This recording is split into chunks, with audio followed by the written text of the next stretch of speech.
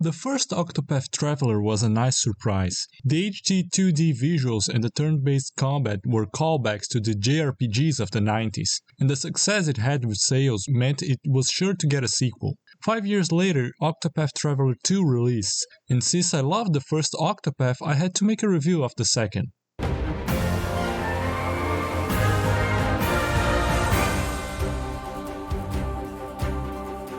Just like in the first game, you take control of 8 characters following their stories along the world, with the player choosing whether to recruit all of them or just some, or go with a solo character. In the previous game, each character had a 4-chapter story. In the sequel, the story's structures were changed a bit, with some characters still have a 4-chapter story, while others have 5, and some can pick the order in which to tackle the chapters. There's also crossed paths, stories where 2 members of the party share a story in a location. There are 4 of these split into 2 chapters each, with the first chapter being available after the first story chapters of the 2 characters involved, and the second chapter unlocking after completing at least one of the 2 characters' stories. In the first game, the characters' stories were loosely connected to the final boss, and that connection only really became clear once you got close to the end. In Octopath 2, there's more of an effort to connect the stories to the final boss, but it's mostly done through the cross paths and extra stories, with some of the characters' stories being more connected and others being almost completely disconnected.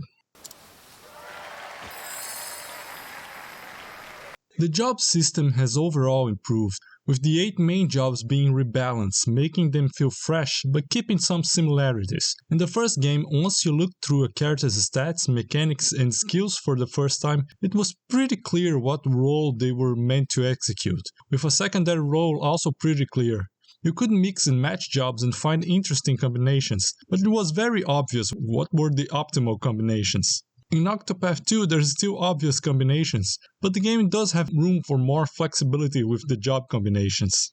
The 4 advanced jobs of the first game were replaced by new ones, and while these new jobs do share some similarities with the old ones, it was clear that devs wanted bigger changes with these, with skills being much more different than their previous counterparts. The developers even experimented with different ways of unlocking new skills for these jobs. Battles are mostly the same, requiring the player to figure out the enemy's weaknesses in order to break their shields and stun them to allow for big damage, but boss fights were tweaked. In the first game, the best way to fight bosses was being overly aggressive and breaking them as much as possible to keep them stunned. Now the boss fights take more into account this strategy by bosses having more shields, and some boss fights even punish shield breaking without preparation, with moves or mechanics that make them increasingly stronger or harder to break if the player doesn't take advantage of the few moments they are stunned.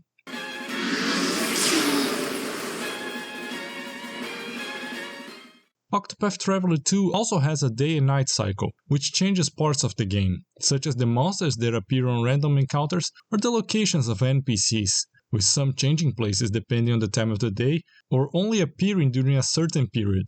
But the biggest change that the cycle brought was night path actions, which are modified versions of the day path actions assigned to different characters, allowing characters to have access to different path actions with the press of the button to change between day and night. Despite the improvements, Octopath 2 still has issues. The main criticism the first game got was how the characters don't feel like a party, and it keeps being true for 2. The interjections that party members do in the middle of a chapter still feel detached from it, and the addition of crossed paths feels more of a mitigation rather than a fix. Only in the end of the game, with the extra stories, is that we see the party together in meaningful interactions. Another issue is bosses. They're definitely easier in Octopath 2. Even with the addition of mechanics to counter constant breaking, they rarely feel like a challenge. I avoided constant random encounters and never equipped passive skills that granted extra XP in order to not reach bosses overleveled, and even then I defeated most of them on the first try, even with parties that were not ideal. Only a few fights made me stop and rethink my party or strategy. My last criticism, although this one is subjective, is the music. While Octopath 2 also has some good songs, for the most part I like the music in the first one more.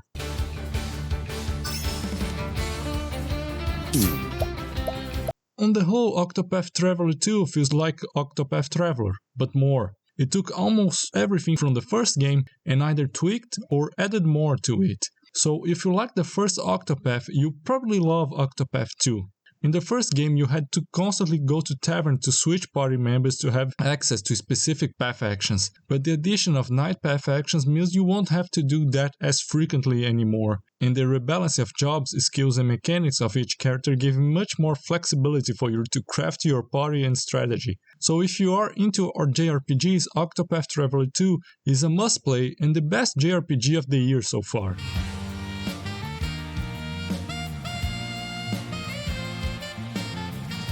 Thanks for watching my review of Octopath Traveler 2. If you liked, leave a comment below, subscribe, and I'll see you around.